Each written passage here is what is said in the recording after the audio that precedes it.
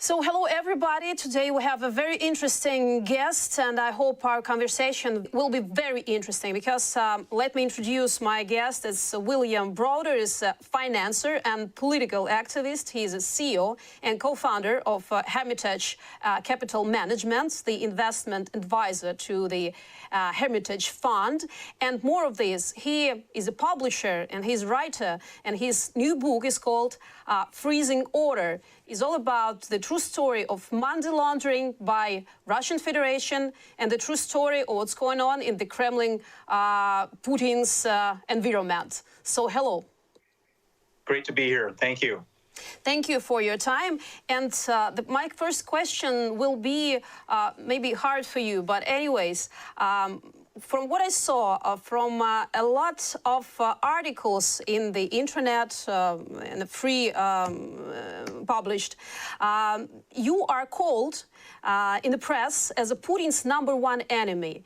And as we know, Putin doesn't love his enemies, and more of this, he doesn't tolerate them. So in the first chapter of your book, you describe the experience of your short-term detention in Madrid in 2018 in violation of all norms of international and domestic law, but you were released. And my question is, what is your strength and what is your power, and how many more persons like you who are still being enemy of Vladimir Putin, #1, can speak openly, freely today and still be sitting in front of me? Well, so first of all, I should say that when the book was published and when we conceived the book, I probably was Putin's #1 enemy. He really had me like in his head. But I think that we can all safely say that Vladimir Zelensky is Putin's #1 enemy now, and perhaps Alexei Navalny is his #2 enemy. But I think I still have the #3 slot in his head, and it's been a long, hard struggle. He's hated me ever since I passed the Magnitsky Act, which freezes the assets and bans the visas of his cronies and human rights violators in Russia, and this happened in 2012. And so Putin has been chasing me all around the world. The incident you just described in Madrid was based on a Russian Interpol arrest warrant, and there have been 8 of them since the Magnitsky Act was passed. I live in London, and they've also made numerous, probably a dozen or so requests to the British government for mutual legal assistance and extradition. I've been warned by the Department of Justice that there is a kidnapping plot to try to illegally render me and take me back to Moscow. And of course, there is the incident in the summit between Trump and Putin when Putin asked Trump to hand me over. And so it's been a long fight, and it's not easy. And part of the reason why Putin has been going after me so aggressively is that it's not just to punish me, but he needs to make an example out of me, because if I can stand up to him and I can cause him all these problems and I can create sanctions and all these types of things, if other people started to emulate me, then his power completely crumbles.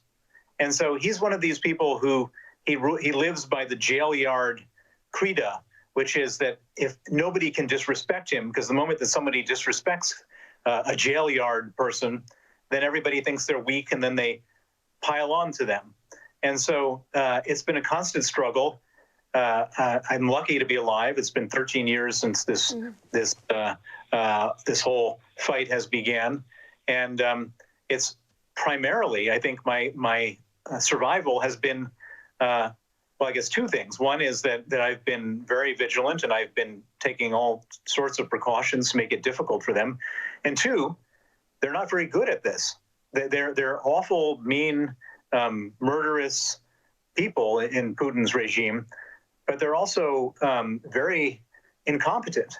And of course, you have seen that on a much broader theater of military intervention, how bad they are, but they're bad at everything they do. And that's part of the reason why I'm still here today.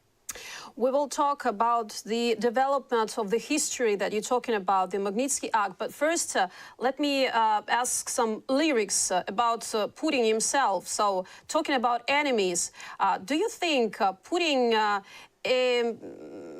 realizing himself as the enemy number one for himself, and what he's doing right now, he's committing a suicide of his own enemy, I mean himself.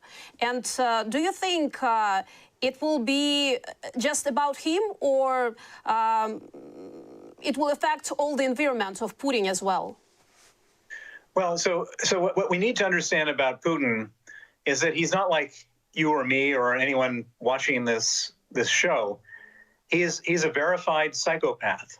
What is a psychopath? If you look it up in the physician's desk reference book, a psychopath is somebody who doesn't have any empathy, so his heart won't beat faster if someone's being tortured to death in front of him. A psychopath is a person who doesn't have any conscience, and a psychopath is a person only concerned for their own well-being and their own survival. So that is Vladimir Putin. And why is he, in my opinion, the reason that he's at war right now with Ukraine is not because of NATO, a fear of NATO enlargement, or because he's trying to build a bigger Russian empire for his legacy.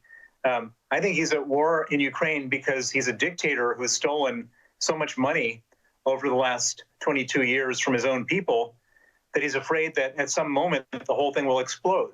Like we're watching on TV, for example, in Iran right this minute. They killed, one person in a police station, and the whole country is now on the verge of revolution. And that's what Putin is afraid of in Russia. And so I believe he started this war in Ukraine very simply to distract his people away from him towards essentially a fictitious enemy. The Ukrainian people, I think you're correct in your assessment that he is, signing his own death warrant. Now, the one thing I should point out is that, and I speak from a position of experience in a conflict with this man, is that one never should underestimate Putin, no matter what kind of successes you have in this battle.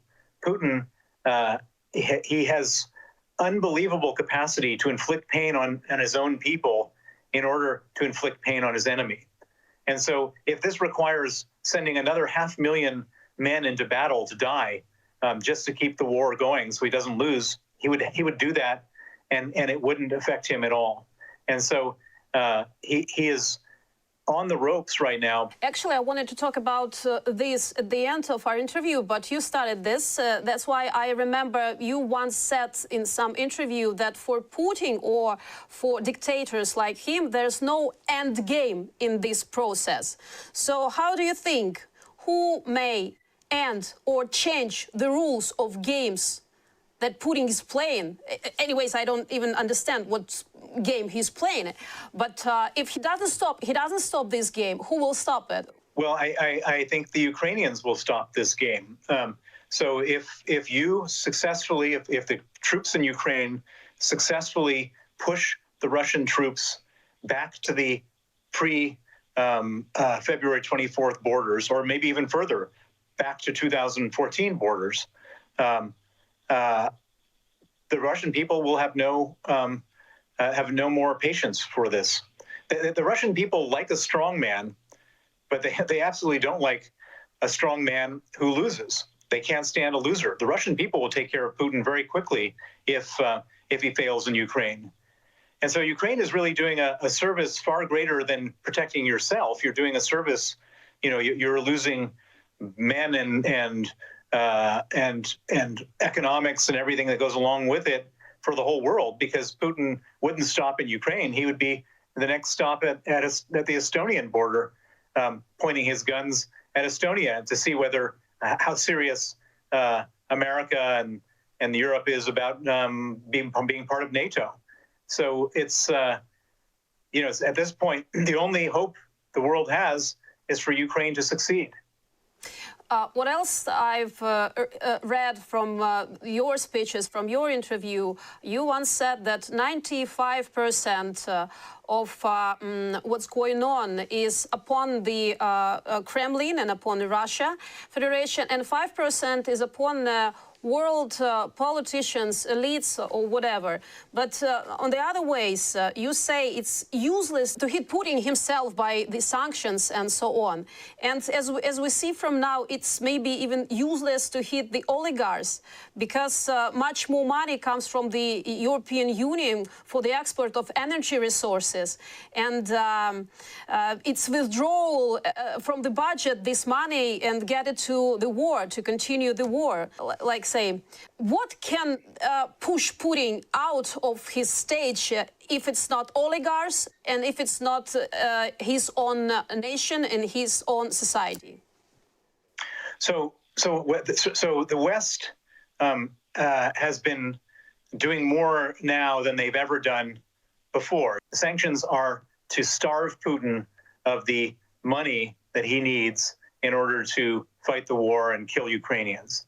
Basically, we need to cut off the money that he's getting. And sanctions have helped. I mean, so we've frozen what I would call the savings of Russia. This is these $350 billion of central bank reserves and the assets of oligarchs all over the world. And those oligarchs, by the way, hold Putin's money. But you're absolutely correct that every day Russia receives $1 billion in revenue from the sale of oil and gas, and every day they spend $1 billion killing Ukrainians. And so what are we going to do about that? And interestingly, coming back to your first question, Putin is doing something that we in the West don't seem to have the stomach to do, which is he's shut off the pipeline. Mm-hmm. He shut off the pipeline. And so Gazprom exports to Europe make up 25% of the Russian government budget. And he is now effectively sanctioned himself, something that we never had the stomach to do. So that's pretty impressive and helpful to us, even if he did it. I think that going forward.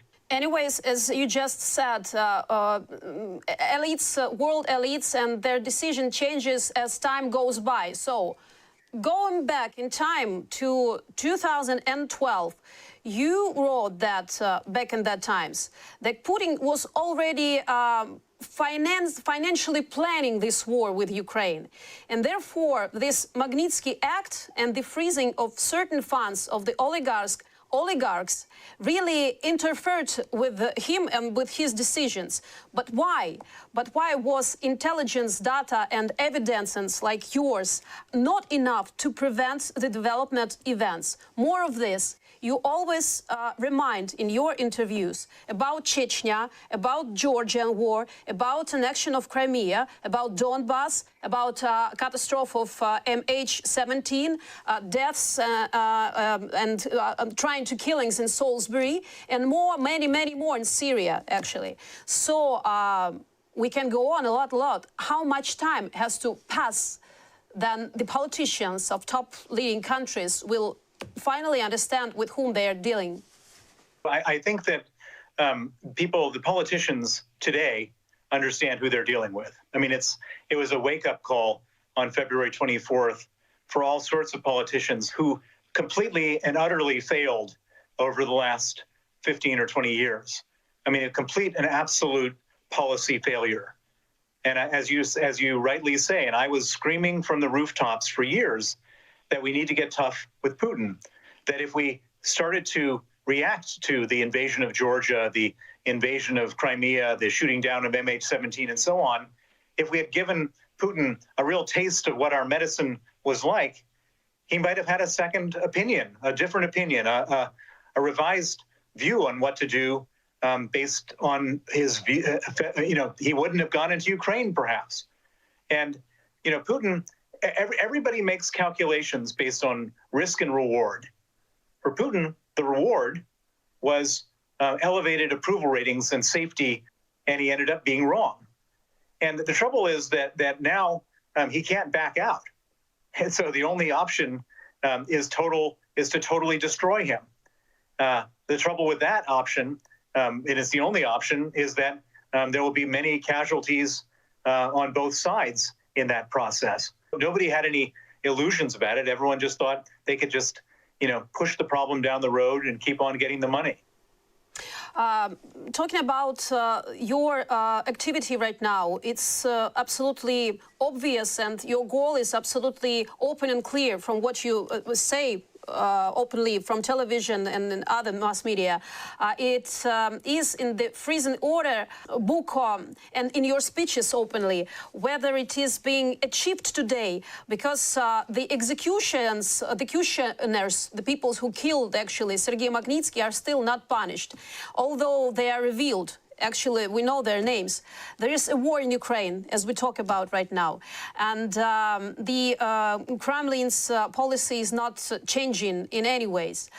So maybe you will have more vision of the effectiveness of the activity of this Magnitsky Act, not only in Russia, but in other countries that take part in this, that signed this act. Well, so the Magnitsky Act is hugely powerful because money is the root of all problems, and the Magnitsky Act freezes money, and it freezes the money particularly of dictators and kleptocrats like Putin and his cronies who do terrible things in Russia and then try to keep their money safely in the West. When the Magnitsky Act was passed in 2012, Putin made it his single largest foreign policy priority to repeal the Magnitsky Act. And as you mentioned before, I think he knew as early as 2012 that he was going to do something dramatic and dangerous and horrible, probably to Ukraine. What I'd like to see, and I think this would be a hugely important step, is that after the $1 trillion of damage that Russia has done to Ukraine, there's going to be money needed to fix everything. And where's the money going to come from? I think the Russians should pay. Mm-hmm. And nicely now we have money in our possession that we can use for them to pay for it. And so one of my big goals right now is to convince lawmakers around the world that this money should be repurposed from not just frozen. Talking about how the politicians and how the attitude of countries changed, it's interesting because from what I see from not far away news, one of the latest high-profile cases that you actively cover in the media is Swiss or Switzerland. I will quote you. This is a quote from International Division of Swiss Public Non-State Television and Radio Company. So you are saying the authorities must behave differently if they want to show, of course, Switzerland is not Russia's pocket. Corrupt Russian officials have parked in Switzerland, a secretive and wealthy Alpine state, millions and millions of money stolen from their homeland. So you are trying to pay again much attention to the Magnitsky Act investigation, and what action in all of this Switzerland take part of, and why it's so influential in this situation? Well, Switzerland is one of the countries that has the largest amount of Russian money stashed in Swiss banks. Based on what they publicly disclose, the Swiss Bankers Association publicly has said that the amount of Russian money in Switzerland is between $200 billion and $250 billion. This is what they admit to. And so if that's what they're saying publicly, I think the number is probably 500 billion or maybe more. And we also know that when this war started, the Swiss raised their hand and said, we're going to cooperate with the allied countries, and if they're going to freeze oligarch assets, so are we. And so all of a sudden they made this big announcement as if they're somehow legitimate partners. And then they froze 7 billion of the 200 or 250 billion that they admit to. Mm-hmm. And then a few days later, they said, well, actually, 4 billion of the 7 we can't really freeze. And so they've frozen 3 billion of 200 or 250, whatever you believe, which is a de minimis amount of money. And why are they not freezing the rest? Why are they not being aggressively going after all this money? And the answer is that the Swiss have a history of this. The Swiss, remember when Jews put money in the Swiss bank before and during the Holocaust to try to protect their wealth, and then they died and their relatives showed up, and the Swiss said, sorry, I don't know who you're talking about, and kept the money for themselves. And that was a huge scandal. It took many decades to resolve. and it was only after public humiliation and embarrassment that it was resolved. My own experience with Switzerland is even worse. That we found money connected to the Magnitsky case going to Switzerland. We filed a criminal complaint with the Swiss law enforcement authorities 10 years ago, more actually. They froze the money. And then it turned out that one of the key people involved in investigating the case was bribed by the Russians. Mm-hmm. And I don't just say that. The Swiss discovered it. The Swiss authorities discovered it. He was fired. He was prosecuted. He was convicted. And even after all of that, the Swiss have decided in principle, they haven't done it yet, to return most of the money that was frozen back to the criminals in Russia. And so this is a bad country. You said it's the case of past, but today I found the investigation of anti-corruption watchdog. It's Mark Piff. He wrote a book, Gold Laundering and the Dirty Secrets of the Gold Trade and How to Clean Up. So he's talking about the beneficence that Switzerland got during its neutrality in World War II by purchasing vast amounts of gold from allied and Axis powers. So they earn almost 79% of German gold delivered to foreign countries and made a lot of money in this. So it's not the question of past, it's question of nowadays. And more of this, I see from your investigations another names of banks and countries. For example, Denmark, you remind Danske Bank and Sampo Bank, where there were found billions, I mean, $234 billion that was stolen, as I understand, from Russian population, from Russian nation money and delivered to these banks. So maybe it's the question not of the past, of the nowadays. Until nobody punished, there's no future. No, I think that you know, the West has been very sort of noble in announcing sanctions, but there have been no serious reforms in the system that allowed the Russian gangsters, Russian politicians, Russian organized crime to launder hundreds of billions of dollars to the West. And so, as you mentioned, we found $234 billion of money that was laundered through Danske Bank in Estonia. And that's been documented, that's been researched, that's been proven. We don't have the research and the documentation on Raiffeisen Bank in Vienna, where we know an enormous amount of money was laundered, nor do we have that same evidence for what's happened behind the doors of UBS and Credit Suisse in Switzerland or Deutsche Bank in Germany. I believe that the total amount of money that's been stolen from the Russian people and then laundered into the West, where it now sits, is $1 trillion. And there have been absolutely almost zero prosecutions, seizures, etc., of that money. In fact, I can tell you that where I live in London, the British law enforcement authorities have not conducted one single investigation into Russian money laundering and Russian organized crime here since Putin came to power. And this is probably the largest recipient of dirty money from Russia. Let's specify if it started from exclusively Russia and Russian corruption system, but now it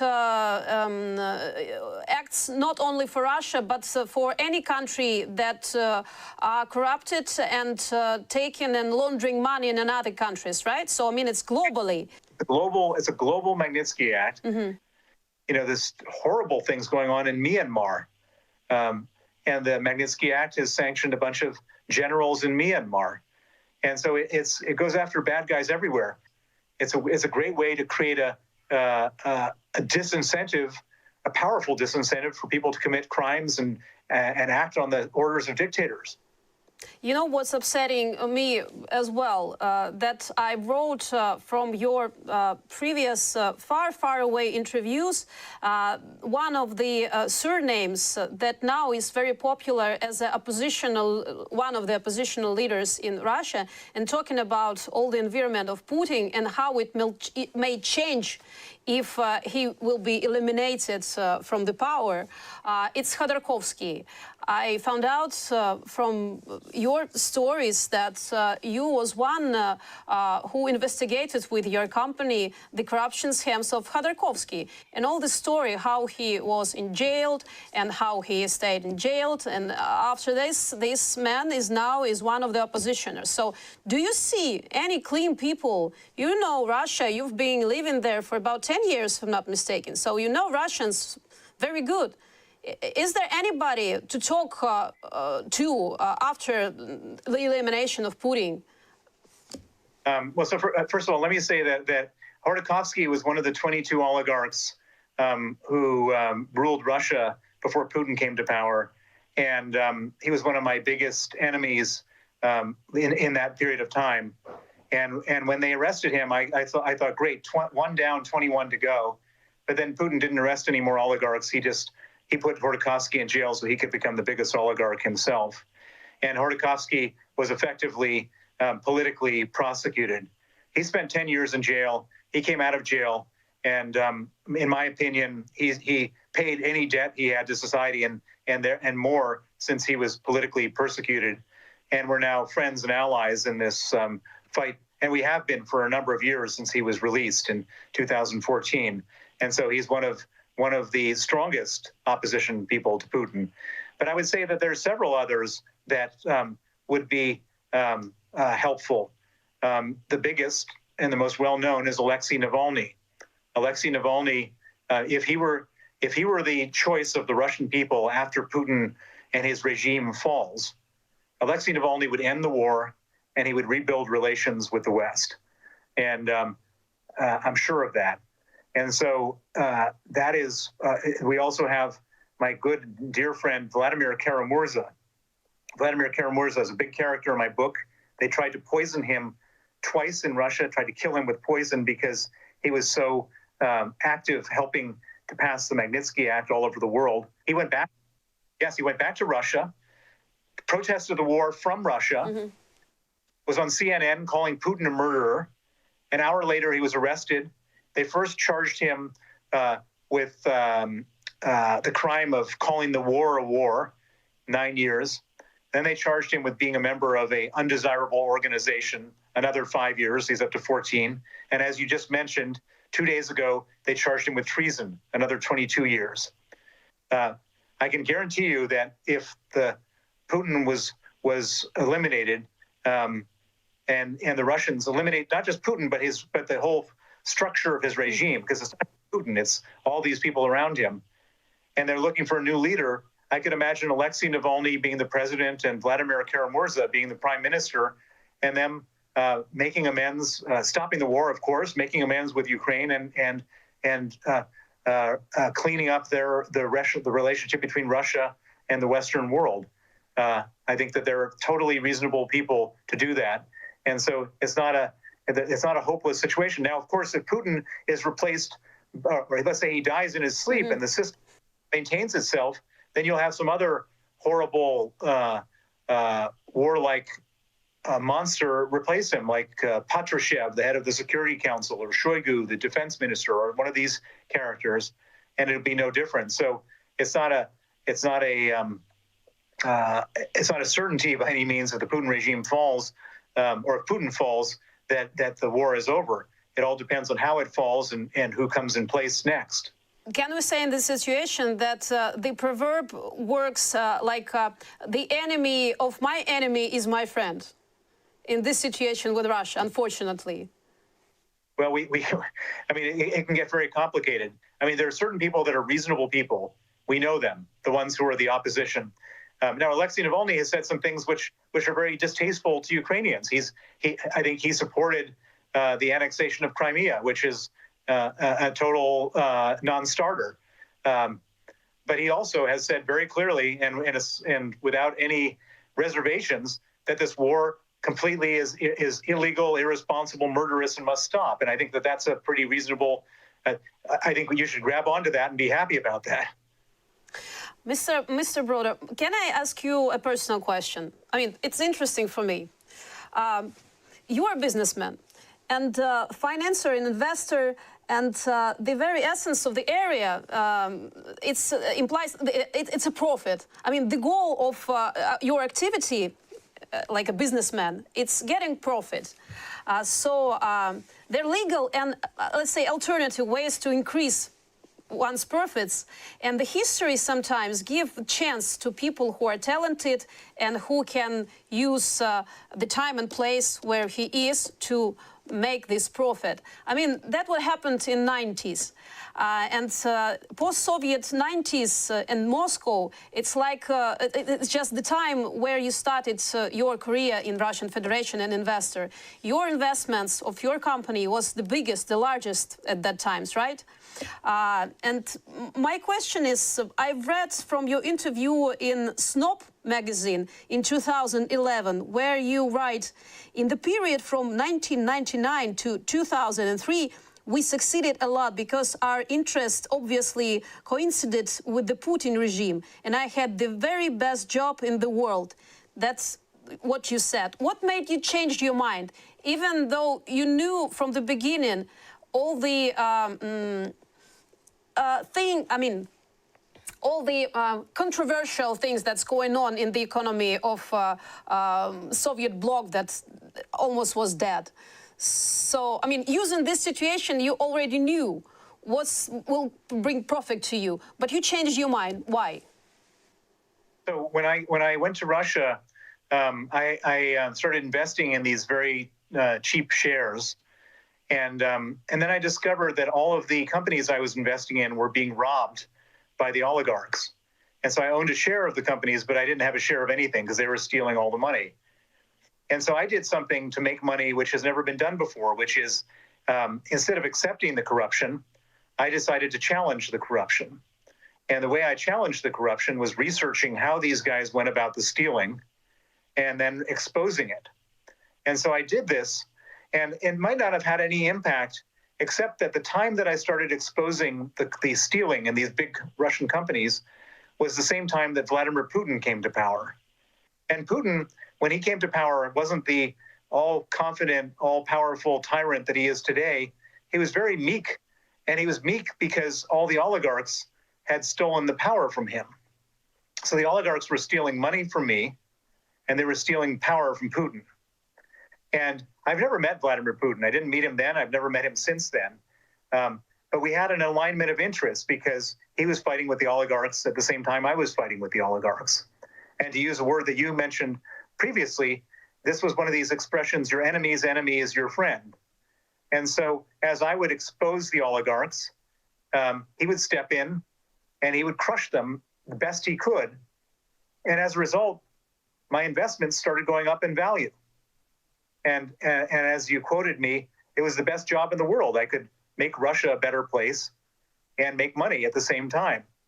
And I wished it went on forever. But unfortunately, Putin wasn't sincere in getting rid of the oligarchs. He just wanted to become the biggest oligarch himself. And to use the name of Khodorkovsky you mentioned before, he arrested Khodorkovsky, who was the biggest oligarch, put him on trial, allowed the television cameras to film the richest man in Russia on trial, sitting in a cage.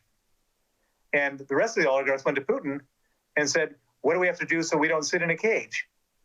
And Putin said, real simple, 50%. And that was the moment Putin became the richest man in the world. And that was the moment that our interests diverged, because I was still trying to fight the corruption. But instead of fighting the corruption, I was now fighting Putin. And after that, I was expelled from the country. I was declared a threat to national security. My offices were raided. My lawyer, Sergei Magnitsky, started to investigate. He discovered the raid of the offices led to a $230 million government corruption scheme. He exposed it. And in retaliation, he was arrested, tortured for 358 days in Russian police detention, and murdered on November 16, 2009. And so my experience with Putin has been one where when he showed his true face, it turned out to be the most criminal and corrupt face you can imagine. And people talk about Putin as some type of statesman who's trying to, maybe we don't like it, but he's trying to rebuild the Russian Empire. That's not at all the case. Putin is just a crook, a common financial criminal. and his actions are consistent with that all the way from the very beginning, and I can prove it. And his motivations are of a criminal just trying to keep his money and trying to survive. Well, the reason he's as powerful as he is not because he's all that powerful, is because we give him the power. We act scared. We try to appease him, and so I think that the key to succeed is for the West not to give Putin this power, not to give him an off-ramp, not to give him face saving the way that Emmanuel Macron is trying to do. Is just to beat back to his place and let the Russians take care of him when he gets there. At the end of your book, you are writing your thoughts about why do Ukrainians need the important story of Magnitsky and why we should all read, I mean, who have a wish, we can read this book. It's open in internet, in the Ukrainian language, actually. We can find it. We will leave the link to your book to read. So why it's so important and how it can change the situation in Ukraine for now.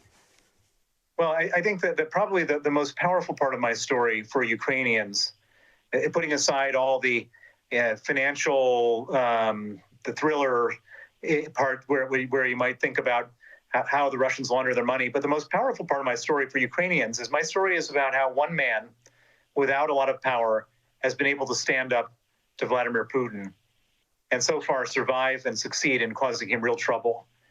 And I think that Ukrainians should understand that that you can stand up to Putin, and you can stand up to Russia, and you have been standing up, and it's been working. And it's I think it will give you some inspiration to carry on with your own fight, because your own fight is destined to succeed because you care. You have the moral high ground and a moral mission to defend yourself and to fight off these terrible, murderous invaders. Thank you very much for your work. Thanks for your honest dialogue, your honest answers, and I wish you strong and health. And I wish that you will find a lot of people like you, because as much people like you, the faster we will change something in this world. Thank you very much. Thank you. So I just remind our audience that we had a talk with William Browder, a financier, politician, activist, and the writer, the publisher of the book that is called Freeze and Order, that you can find on the internet. The link we will leave you. So stay with us, and will be more.